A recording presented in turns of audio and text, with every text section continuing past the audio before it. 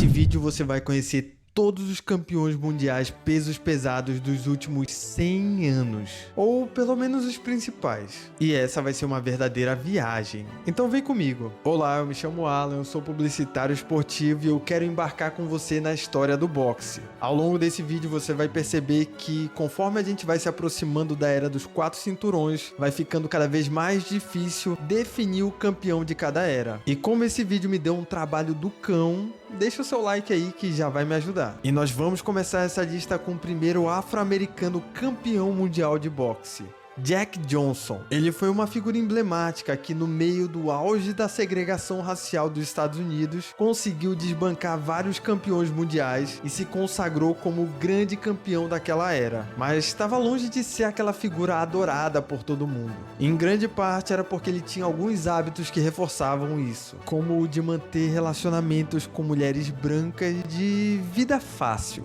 Inclusive, bem que o governo tentou impedir a ascensão de Johnson diversas vezes, mas só conseguiram anos depois, decretando a prisão de Johnson por transportar mulheres brancas além da fronteira do estado para fins recreativos. E no auge de toda essa guerra nós tivemos a icônica luta de Jack Johnson contra James Jeffries, lá em 1910. Essa que foi considerada a luta do século foi um cenário claro para uma guerra racial, mas infelizmente não deu muito certo porque Johnson conseguiu ganhar. Quantas lutas do século devem ter em 100 anos? Porque no boxe tem várias. Você teve essa impressão também? E apesar das controvérsias e de todas as polêmicas, Jack Johnson ainda é considerado uma das figuras afro-americanas mais influentes do boxe. Só que infelizmente a hegemonia da era Johnson foi perdida em 1915. Ele perdeu em Cuba aos 37 anos para o gigante Jazz Willard, que desde então foi campeão mundial de 1915 a 1919. Essa luta foi um pouco estranha. Tinha 45 assaltos e Johnson acabou caindo no 26º. Uma luta importante para a famosa retomada do cinturão branco.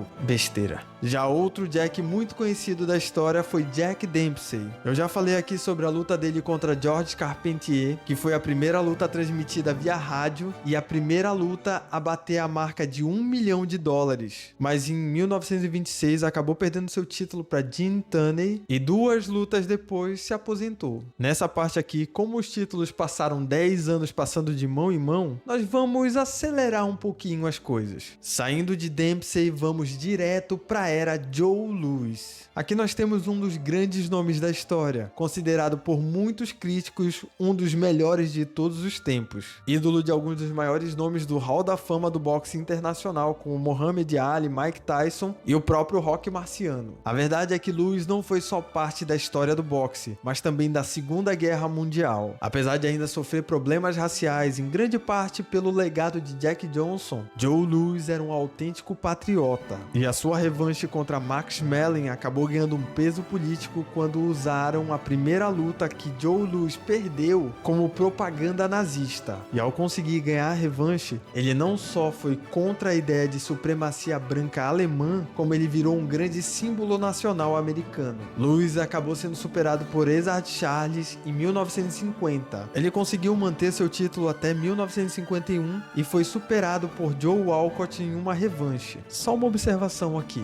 o Walcott foi o lutador peso pesado mais velho a conquistar um título mundial, até ele ser superado por George Foreman em 1994. Mas sabe o que Joe Louis, Ezzard Charles e Joe Walcott têm em comum? Todos eles foram superados por nada mais nada menos do que Rocky Marciano. Eu já falei sobre ele nesse vídeo aqui. Marciano era um baixinho desengonçado que conseguiu terminar sua carreira invicto com 49 lutas, 49 vitórias e 43 nocautes. E claro, ele foi a inspiração maior pro personagem Rocky Balboa da franquia de filmes. Bem, nós já falamos do mais velho, agora vamos ao lutador mais novo, pois aos 21 anos, Floyd Patterson conseguiu a façanha de conquistar o título mundial que Rocky Marciano tinha deixado vago. O cria de Cães da Mata conseguiu vencer Tommy Jackson em junho de 56 e só foi superado em 62 pelo grande e devastador Sonny Liston. Patterson Tyson acabou perdendo 2 vezes e deu lugar ao reinado do cara que era ligado à máfia e fazia até mesmo a polícia ter medo dele. Como eu já te contei nesse vídeo aqui, Leeson sempre rendeu uma das minhas melhores histórias do boxe, porque a história da queda dele é também a história da ascensão de Muhammad Ali. Mas antes de mudarmos o rumo da história, eu quero dizer que se você é um atleta, um treinador, um dono de academia e quer aprender a se divulgar melhor, eu preparei um curso completo para você 100% online por apenas R$ 49,90. Vou deixar o link aqui na descrição. Então vamos lá pro reinado de Muhammad Ali. Pera,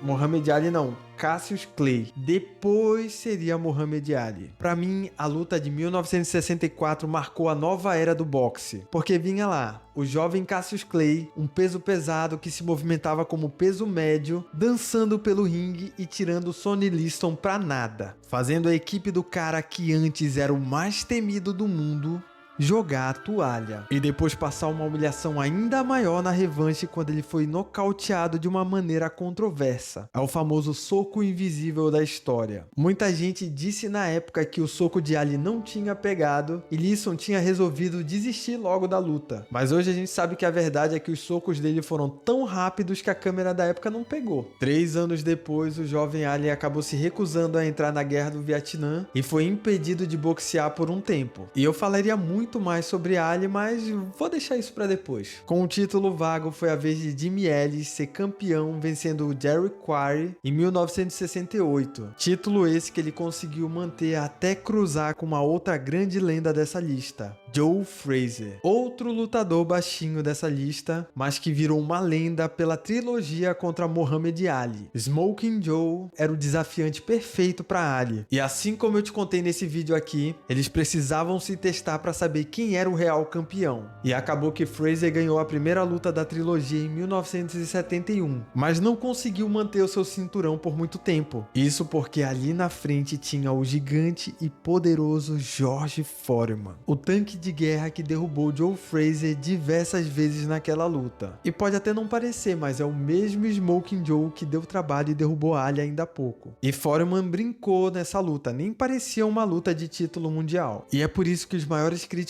acreditavam na vitória certa de Foreman contra Ali lá no Zaire, no famoso Rumble in the Jungle. E essa é a minha história favorita do boxe. Eu já te contei ela bem aqui.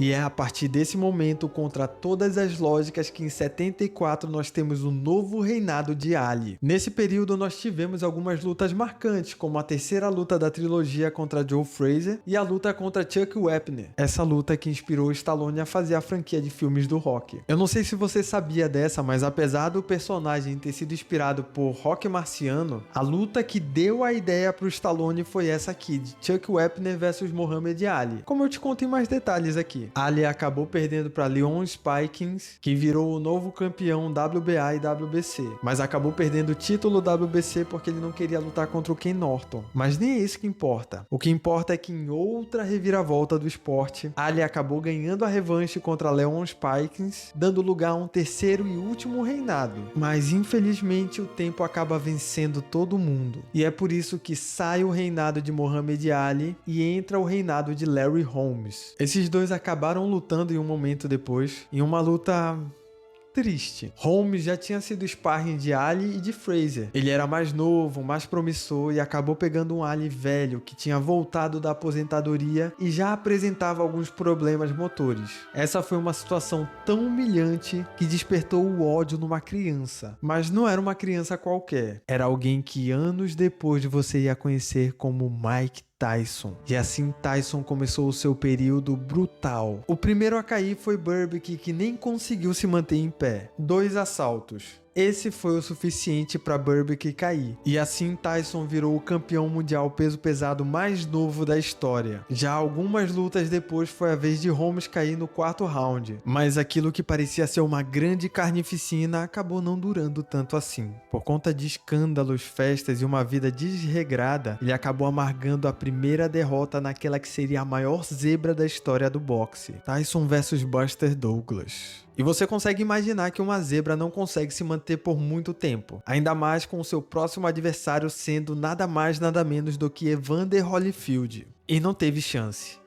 Holyfield era o novo campeão indiscutível da categoria. E agora os títulos vão mudar um pouquinho aqui. Holyfield conseguiu manter algumas defesas de título. Na quinta defesa acabou perdendo para Riddick Bowe, mas logo em seguida ganhou na revanche. Aí ele perdeu novamente, mas dessa vez para Michael Moore. Aí 2 anos depois, em 96, veio aquela que seria a luta mais conhecida de Holyfield, o primeiro embate contra Mike Tyson, dessa vez pelo título WBA. Essa foi a mesma luta em que Tyson foi dominado completamente e perdeu de forma clara. E logo depois veio a famosa revanche. E eu aposto que até hoje Holyfield não consegue usar um óculos direito. E aí entramos numa nova era. Lennox Lewis. Lewis fez a sua última luta em 2003. Tá certo que ele chegou a perder uma luta contra Hassim Rahman, mas ele conseguiu ganhar de novo na revanche, então tá tudo certo. E depois da era de Lewis, nós tivemos toda uma gama de campeões mundiais que, se eu fosse falar de cada um deles separado aqui, esse vídeo ia dar mais de 5 horas. E é por isso que eu vou passar direto pra era Vladimir Klitschko. Klitschko começou como campeão mundial IBF contra Chris Bird. Depois virou campeão mundial IBF WBO e só foi perder seu título em 2015.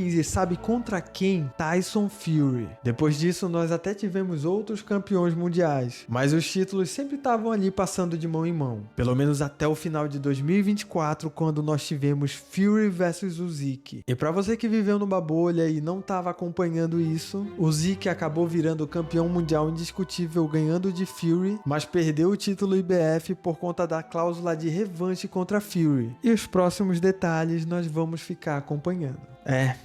Eu achei que eu não ia conseguir. E olha que eu acabei tendo que gravar esse vídeo 2 vezes, então deixa logo esse like aqui. Mas e você? Já conheci os lutadores dessa lista? Acha que eu pulei algum lutador importante que deveria estar aqui? Conta aqui pra mim nos comentários. Eu já te dei várias sugestões ao longo do vídeo, mas se você é que nem eu e gosta de uma boa história, vem comigo assistir um pouco da origem das luvas de boxe, ou se você gosta de alguma coisa um pouco mais doida, vem cá ver como seria o grande embate entre Muhammad Ali e Mike Tyson. E não esquece de me seguir para mais conteúdos como esse.